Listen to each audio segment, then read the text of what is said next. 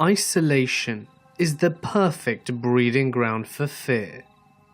If there's no one around, who can hear you scream? It's time to get comfortable and let the darkness take control. Number 1. I am an extremely outdoorsy female and love to spend a lot of time in nature. I spent the better part of my early 20s living in the remote northern locations and exploring a lot of Alaska, Yukon, and BC.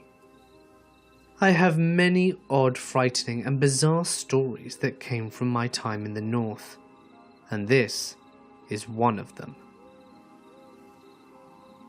In the summer of 2012, when I was 22, I was living and working in a pretty remote town in northern British Columbia from May to September. The place I worked at was a campground in a provincial park on the Alaskan Highway, 4 hours north of Fort Nelson and 2 hours south of the Yukon/British Columbia border. The best part about the park was the fact that it had a beautiful natural hot springs, which attracted tourists from all over North America every summer. I lived in an old trailer on a separate part of the campground, where the rest of the staff lived. I quickly got used to living in a place that had no running water, no electricity, no cell phone service, and no internet. And driving 4 hours to Fort Nelson every 2 weeks to get groceries and do my laundry, life was pretty sweet. I got to hike, go for late night dips in the springs, and make some travelling friends, and spend quality time in nature, getting to know the flora and fauna of the landscape. My job at the campground? Park facility operator, which was general maintenance and cleaning of campsites, as well as gatehouse attendant, wildlife interpreter, and sometimes I had a few security shifts here and there. The feeling of living in the woods was so completely different than the feeling of living in a city as far as safety goes. In the city that I'm from, there are people around, and you are aware of the fact that your house or apartment could get broken into, but emergency services are pretty quick to respond, and neighbours are also a big plus. However, in the woods, I felt very vulnerable. The closest police were 4 hours away, and I lived in a trailer that was run down enough that it could easily be broken into. Not to mention it was pretty dark, which made it all the easier to sneak around at night. I was already on edge sleeping every night. The trailer next to mine was abandoned by the previous manager of the campground, after his son had shot himself in the head inside of it. The previous manager had promised numerous times he would hire a company to drive up from Fort Nelson and tow the trailer away, but that never happened. Not whilst I lived there at least, and nobody seemed to care about it too much. I went into the trailer once, saw the blood and brains were still on the wall, and never went back again. Back in the 90s, there was also a fatal bear attack at the hot springs. We all had to read the incredibly gruesome and detailed police report for our bear aware training. So yeah, unsettling to say the least. One night, at probably around 2 in the morning, I'm asleep inside my trailer and am woken up by a very loud banging on the trailer door. Reasonably shaken, I look outside the window next to my bed, and I see a car with its lights on and 2 men standing at my door. I can feel the blood drain from my face. This is the moment I've been scared of the entire summer. Through the door I say, "How can I help you?" And one of the guys, clearly hammered out of his mind, starts rambling on about something. No matter how hard I try, I cannot understand what he is saying. I say, "Sorry, I don't understand what you're trying to tell me." And the other guy starts frantically trying to explain something in the same drunken state as the first guy. I decide at this point that they don't mean any harm, and I open the door to speak to them.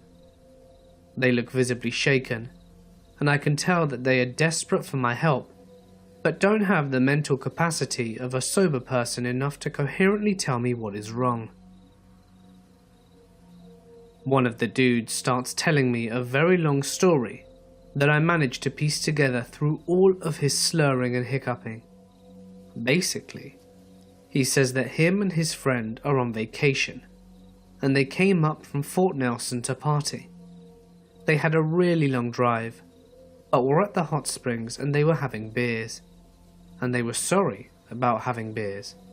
They weren't drunk, clearly. And then he drops the bomb that someone is running around the camp stabbing people. I look at the guy telling me the story, and I notice that he has blood all over his clothing. I say, "Someone is going around stabbing people?" And he replies, "Yes, someone's running around stabbing everyone." Then the other guy yells, "Come on, let's go." And they hop into the aforementioned car and sped off, before I got a chance to question them further. Now I'm standing at my trailer door, in the darkness, alone, thinking that there's a maniac running outside wielding a knife. I have no phone, and I know that the only person who has a phone is the ranger, and his cabin is about a 5-minute walk away from my trailer. I remember at that point that I do have a radio, so I run inside my trailer, lock the door, and try and get the ranger on the radio. Of course, his radio is switched off, and the only thing I think I can do at this point is to go to the ranger's cabin and notify him of the situation. I slip out of my trailer and run through the darkness across the maintenance ground, past the creepy suicide trailer, and through a thicket straight towards the ranger's cabin. Every single noise I hear from the surrounding forest is making my heart pound faster. I keep imagining this maniacal man sneaking through the bushes, entering people's tents, and slashing everybody like some bad horror film. I get to the ranger's cabin and pound on his door. He answers within a few minutes, visibly sleep deprived, and I tell him the whole story. Whilst I'm there, he calls the police, and he tells him that they are on their way and will be there in 4 hours. The ranger grabs his gun, walks me to the back of the trailer and says, "Don't let anybody in." I stay up the rest of the night, listening for any sort of disturbance around me. The intense kind of listening, where you're concentrating so hard on any external sounds that might be made, that you almost feel death from the silence. After about 2 hours of doing this, my trailer starts rocking back and forth. I freeze. My heart drops. I can hear the sound of someone breathing extremely heavily, and I'm thinking, this is it. The knife-wielding maniac is going to murder me, and this trailer is going to have to be another one which they will have to tow away. I'm just sitting there on my bed, in my trailer as it's rocking, waiting for the maniac to stop tormenting me and just break the window and stab me. I am listening intently to the heavy breathing, and that's when I hear a grunt, a very non-human sounding grunt. I get a feeling that it's not what I think it is, and I peer out of the window, and I see a bison is scratching its back on the side of my trailer, causing it to rock back and forth. The RCMP get there around 6:30 AM and proceed with their investigation for about 10 hours. They close off the springs and the entire campground turns into an episode of CSI. We don't hear anything about what took place during the night until the investigation is over. Apparently, there was a guy at the springs who made a lewd comment about one of the females in another group, which resulted in an argument. The guy disappeared and returned an hour later with a knife, stabbed 2 of the guys in the group, and booked it back to Fort Nelson. Not before stopping at my trailer with his buddy to tell me, of course, of the incident. Yeah, one of the guys at my trailer. He was the dude stabbing people. My guess is that him and his friends stopped by my trailer to try and make it look like they were innocent. Drunken logic. The 2 guys that were stabbed survived, which is good. For many days following this incident, I was cleaning up blood-soaked clothing and rags from all random places over the campground. So, knife-wielding maniac, let's not meet again. Number 2. From 2012 to 2013, I did a lot of hiking in and around the coastal range of Oregon. I would frequently go out by myself for days, and coming to town to restock on food if necessary. It was commonplace for when I was in town to spend the whole day hiking back the 4 hours to where I was camping at dusk. The trail I took wasn't well travelled and looked more like a deer path than anything. I had chosen my campsite for its lack of foot traffic and its serenity avoiding conventional locations. I only had a cell phone on me during this period of hiking and camping, no bright clothing, and no GPS nor tracking device or emergency beacon, which probably wasn't the smartest idea looking back. There were times I heard and saw things whilst out in the forest that I didn't recognize by sight and or sound, but nothing came close to the incident that I had in May 2013. I had just done my usual restock in this small town some 6 miles from where I had decided to camp for the night, and I spent the day in town as usual. I started walking back to my camp location at about dusk. Half of the walk I choose to use dirt roads, until veering off on the deer trails that I used earlier in the day. By this time, it was completely dark, but it was clear out and possible to see the trail just using the moonlight. I don't listen to headphones whilst hiking. I've always thought it's wise to be able to hear what's around you in the event of there being a predator, whether that be man or animal alike.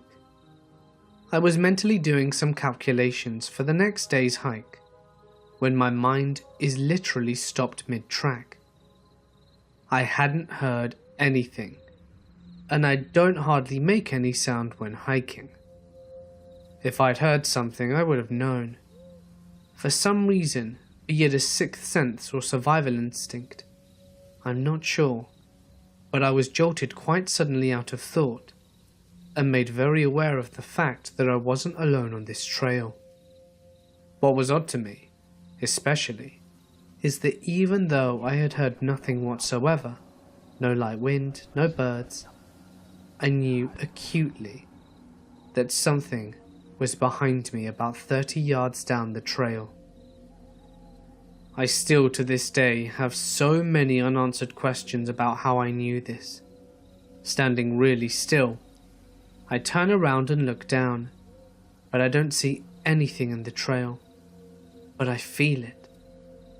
It's honestly really difficult to pin down exactly how to describe what I felt, because I hadn't felt that way before or since.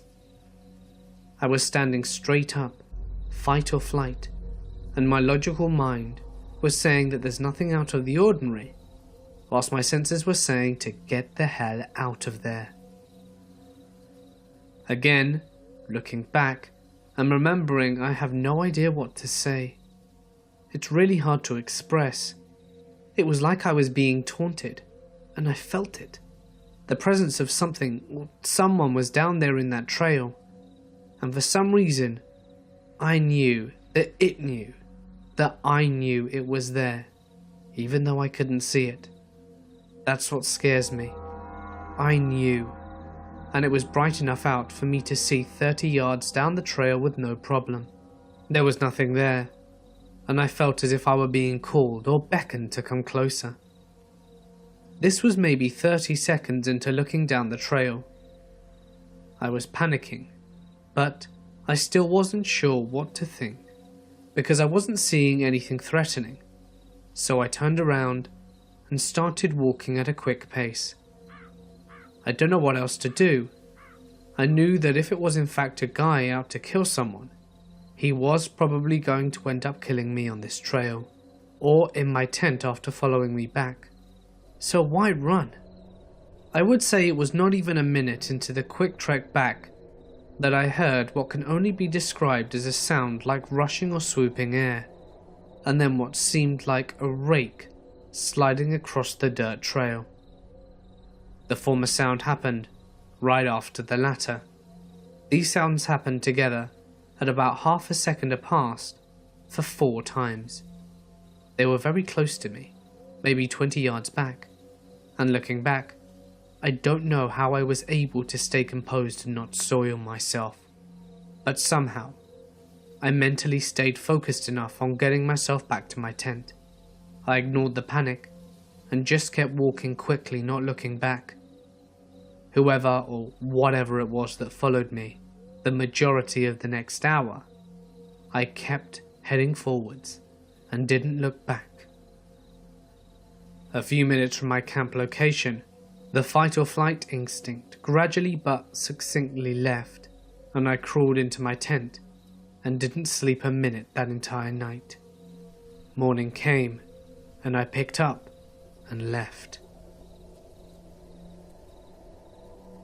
Number 3. I grew up on the countryside, right next to a national park, frequently visited by nature lovers and bird enthusiasts. It was the kind of park where you're not really allowed to bike or ride horses, only walk or run. But 10-year-old me felt that this was a stupid rule, and so I did anyway, because the trails were perfect for it.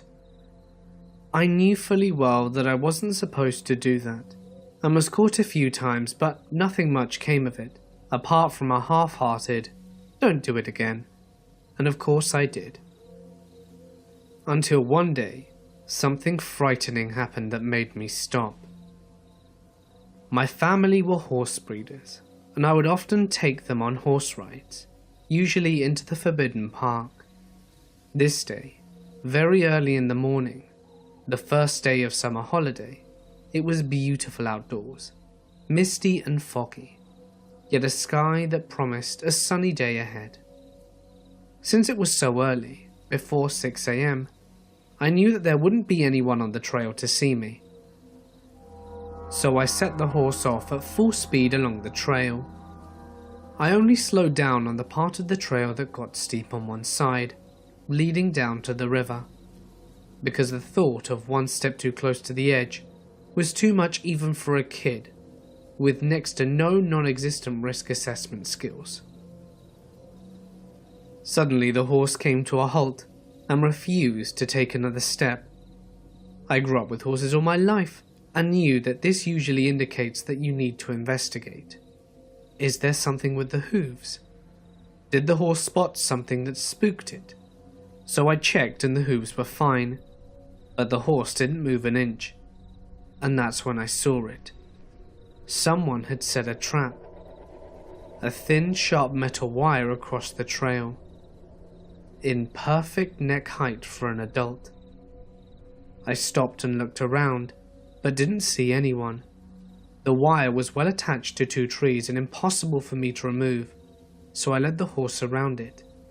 and, to do so, I had to walk up a bit into the wooded area on the side of the trail. That's when I heard the singing. The song is called Hey Tomte Gubar, and it was that particular melody, but the lyrics were different and sung in a muffled, sniggering voice.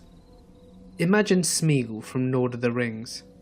Today I only remember parts of it, but translated it would have been something like, "Hey, all you runners come here passing, let the lifeblood pour out." I, as silently as I could and with my heart in my throat, backed away and got up on the horse and hurried back the way I came as fast as I could. I knew I had to tell someone about it, but at the same time wanted to avoid admitting to riding a huge and very forbidden horse on those protected trails. So now I had a problem.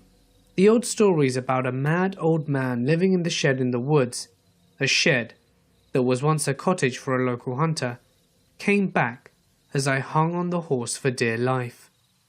I got home and told my older brother what had happened, and he went back there with me in tow. We found the wire trap, and after a while of searching, we also found a spear-like pole in the ground, right on the spot that you'd land after you came running and jumped over the fallen tree on the trail. That's when we called the police. The area was searched and several similar traps were found, but no sight of the old man. The following summer though, there was big news in the local paper about spear-like poles being found right under the water's surface, directly under the little tower you're supposed to dive from at the lake. And black garbage bags filled with big rocks were found on the narrow bridge crossing the river, so that if a car had hit it, there's a chance that it would have gone off the road and straight into the water. Number 4. When I was about 10, me and my friend were walking on a road near the river when we spotted a tipped-over canoe. Having been in the fairly shallow river many times before, I didn't think twice about stepping in to push the canoe up and out. But just as I leveraged, the ground seemed to disappear. I was sucked down into a pit and tumbled around like a rag doll, only to be spit back out maybe 20 feet downstream and sucked under again. This happened over and over, as my friend was running alongside trying to get a hold of me. Luckily, I was being shot to the surface often enough to get a little air before going under. He eventually reached me with a branch, and I was able to get out. We didn't make a second attempt on the canoe, and didn't tell anyone about the experience for fear of getting in trouble. But a couple of days later, we learned that an elderly couple had just drowned upstream. Their canoe tipped over, and the undertow took care of the rest. I was nearly killed trying to get the same canoe that had just killed 2 people. Number 5. I was about 13 years old, walking through a small section of pines back to my grandmother's house. It was a really dark and cloudy day, and was walking under the trees as it was very dim. As I walked, I saw a kid sitting underneath a tree ahead. This was a relatively rural outskirts of a small town, and there were only a few kids that lived around. I walked up to him to see who it was, as I didn't think I recognized him, so I stepped closer. It was a young boy, head down, gaunt and skinny. He was wearing burlap or wool pants, a ragged dress shirt, both very dirty and dingy. He had what looked like 2 little tin can wagons or cars, and was pushing them around in the dirt. As I got closer, almost right in front of him, a feeling of absolute dread and sickness washed over me, and all of a sudden, I felt like I was going to throw up. "Hey," I kind of stuttered.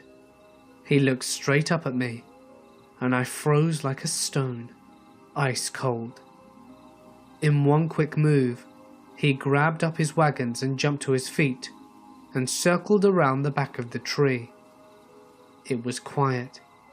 I felt fine all of a sudden. I walked up to the tree and he was gone. Number 6. When I hiked alone frequently, I used to see flashes of colour out of the corner of my eyes. It happened often enough that I learnt to pretty much ignore them. I dismissed most of them as birds, small animals, or my imagination. The ones that still caught my attention were the red or blue ones, and one time pink. The bright colours were more hard to rationalise away. Carbon Glacier in Mount Rainier National Park, June 5th, 2001. I remember crossing the suspension bridge on my way to the Carbon Glacier, and it looked to be in very poor condition and was missing a couple of boards, forcing you to take a large step. The second missing board was right in the centre of the bridge, where you're furthest from the ground. My sister crossed first, and stopped about 3/4 of the way across.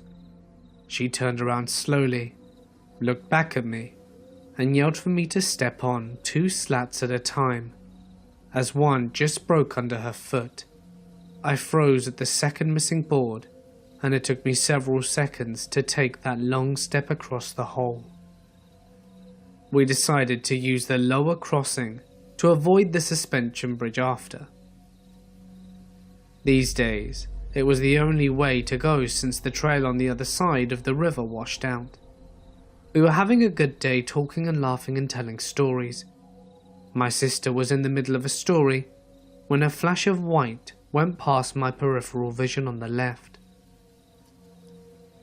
I ignored it, but what I couldn't ignore was the fact that my sister had stopped talking. I turned to ask her what was wrong, and she was pale.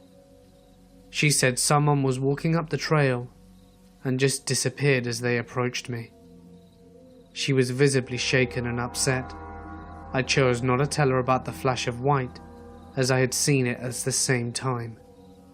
We were both teary and shaking and hiked out pretty quickly and very quietly.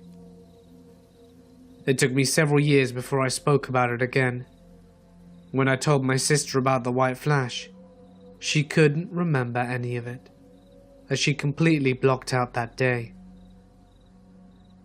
2 years later, in an effort to see the standing file account at Washington State, I was given permission from the Highline School District to hike on their property to the old Stampede Pass lookout, now at Camp Woskowitz in North Bend. The woman at the office told me that I should hike around the property after visiting the lookout. It was a beautiful sunny winter day. I hiked to the lookout and then started down a different trail. The trail was fairly open, with a lot of salal. I heard a little girl laughing off in the distance, and assumed that someone else was enjoying the trails like me. Not a moment later, there was a flash of pink.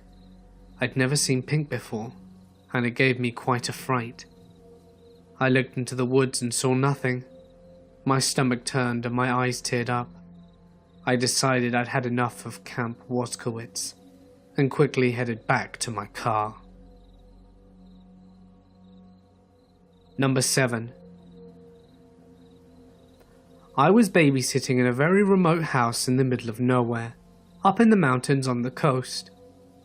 I remember it was around 9 p.m, and the kids' parents would be getting home in about an hour. I had put the kids to bed, so was downstairs by myself watching TV. However, every so often the TV would flicker to static, and to be honest, it was starting to scare the shit out of me.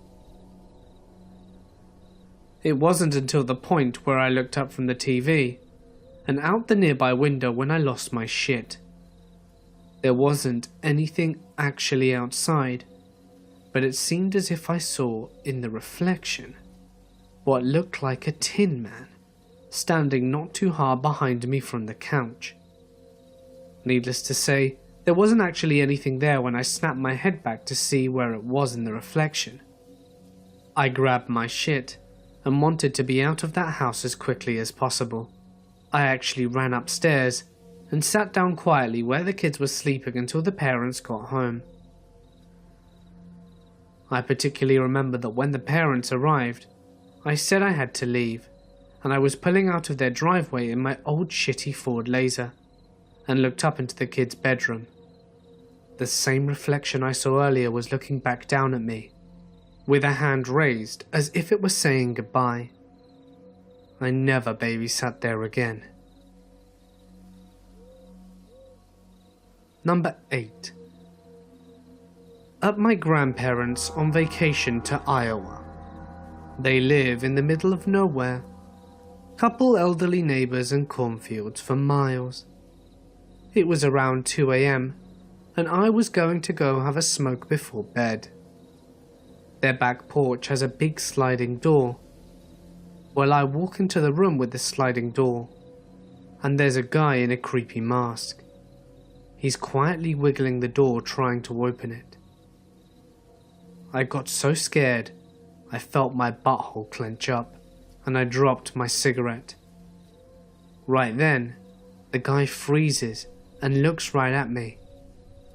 He pauses, then starts frantically shaking the door trying to open it, like this dude was trying to rip the door off the house. I run over to my grandparents' gun cabinet and grab something. By the time I whipped around to point it at him, he was gone. I ran and woke up my grandparents. We all walked around the house with loaded guns for a minute, but the guy was gone. A couple of weeks later, some bald guy walked out of a cornfield wearing a dress. He stood by the highway for half an hour, then got picked up by some sketchy car. I won't even go into cornfields in broad daylight anymore. Number 9. This happened when I was 10. There were 5 or 6 of us spending the night at Charlie's house. Her parents owned a ranch in hill country region of Texas, and their home was built on top of a hill. Other than the dirt driveway up to their house, the hill was wild land covered in cedar trees. It was a clear, slightly chilly night in maybe October or November. But after the sun went down, the moon was out, so we stayed out playing hide and seek, using the driveway as a base.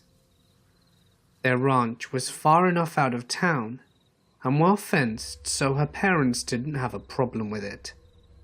Anyway, during one round of hide and seek, me and my friend Georgina were the last 2 hidden. We were very good at hiding and avoiding the seekers, and they managed to find everyone else. Or so we thought. We almost made it back to the road, when 3 of the girls unknowingly cut us off, and we ducked behind a ridge of dirt to remain concealed. Georgina threw a rock across the road behind them to divert their attention, and we were waiting for them to get far enough off the road to make a dramatic rush for the safety of base, when I heard what sounded like a rock getting dislodged and sliding down the hill behind us. I thought Georgina might have done it, so I didn't say anything, but she kind of looked at me and asked if I was okay. I was about to reply when we heard what sounded like one of our friends, Charlie, the ones whose house we were staying at, calling from away down the hill behind us. "Help me." We bolted upright and yelled for the others. They came running back to the road, and we told them what we had heard. No one had seen Charlie since we'd started that round of hide and seek. We took them to the spot where we were hidden, and from there we called Charlie's name. For a moment, all was quiet. Then, faintly, even further down the hill, we heard her say, Help! I'm stuck!" We panicked and ran up the driveway as fast as we could to get to Charlie's parents. When we burst through the kitchen door ready to yell for her mum and dad, she was there at the bar eating a popsicle. "I wondered how long it was going to take for you all to find me," she gloated. We all flipped out, in the only way 10-year-old girls can. Her parents heard us freaking out downstairs and came down to see what's going on. We told them what happened, and her father grabbed his shotgun, got into the truck, and went to drive around the ranch, making sure that there wasn't anyone on the property who wasn't supposed to be there. He didn't find anything. I've always wondered what we heard that night. We didn't talk about it much, but I know it remained in all our minds every time we stayed there past sundown. Number 10. I live in a small town in rural Australia. I am a cyclist, and I coordinate sport events, marathons, and sell bike gear and whatnot. Around 6 AM, I drove my bike up the mountains, and on the way, I passed a woman sitting by the side of the road. At first I thought she may have been a hitchhiker, but there were no hotels around and she had no bags. I stopped my car around 400 meters away from her, grabbed a bottle out of the car boot, and walked down to see what was going on. At that moment, I realized she's one of the most gorgeous women that I had ever seen. She was probably in her 20s, pale as hell, long wavy blonde hair to her hips, and one of those really German hourglass kind of figures, with these deep blue eyes. She was wearing one of those long summer dresses that beach kids seem to love, which was friggin' weird for the middle of the Australian bush. So I walk up to her like, oh my god, but I'm also thinking, what the hell? I hand her the bottle of water and ask her if she's lost or needs a lift back to town. She just stares at me, doesn't take the water, and doesn't blink. I think, oh shit, is she some kind of crazy? So I ask her if she ran away from somewhere, and she just says, no, and hadn't blinked yet. So I ask her if she's waiting for someone to come pick her up, and she says no again. I ask her where her house is, and she says, here. Keep in mind I am halfway up a mountain, and there are no houses here at all. So I was kind of starting to get creeped out by this lady. I walked back to my Jeep, and I was going to start driving back down the mountain and call the cops and get them to come pick up this lady. And she follows me. I was like, look, are you sure you don't want me to run you back to town? And she just says no again. So I'm all like, look, I don't feel comfortable leaving you here in the middle of nowhere. Please let me take you to the police station. And she just turns around and walks off into the bush, miles from anywhere. And I'm sitting there like, what the actual hell? And then I started to get really scared when the bug and bird noises started to come back. It made me realize I hadn't heard a single other sound whilst I was speaking to her. No magpies, no crickets, no early morning sounds at all. I hightailed it out of there and called the local coppers when I reached the bottom of the mountain. Basically I said there's a woman up in the mountain who refused to get into my car, and then realized how stupid that sounded and hung up. Whoever you are, I hope that you were okay. Hey guys, it's Mort here, and thank you so much for listening. As if the outdoors weren't creepy enough already, am I right? Just a reminder that I've launched my merch store, so if you'd like a unique and limited edition piece of Mortis Media merchandise, get your hands on a t-shirt quickly, as stocks will not last forever. Remember that if you enjoyed today's video, please consider dropping a like, because I want to get 1,000 on this video and you guys are going to make it happen. As well as leave a comment, as it's a great way to help support the channel and I really appreciate it. And if you'd like to do something incredible to help support the channel even further, feel free to visit my Patreon. You can find a link in the description as well as the links to my social media. And if you want your story read on my channel, you can submit it as a text post to Reddit or send it to me via email. Both links can of course be found in the description. But anyway, for now guys, I'm going to sign off. Stay awesome, and I'll see you in the next one.